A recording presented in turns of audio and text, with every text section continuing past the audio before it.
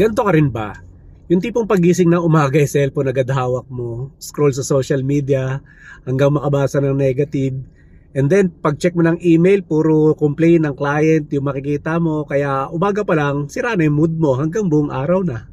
If that's you, you're letting the day dictates who you are.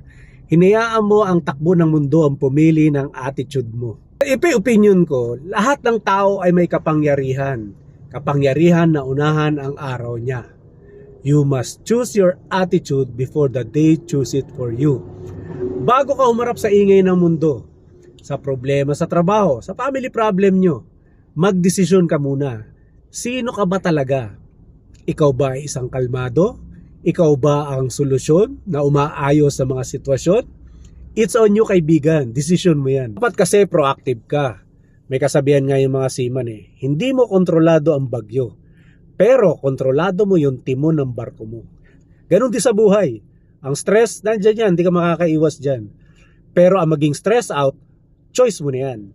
Kaya kaibigan, kailangan mong protektahan yung first 30 minutes ng umaga mo.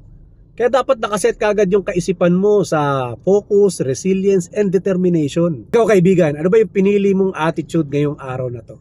I-comment mo naman yung opinion mo rito. And share mo na rin para makatulong tayo sa ibang tao.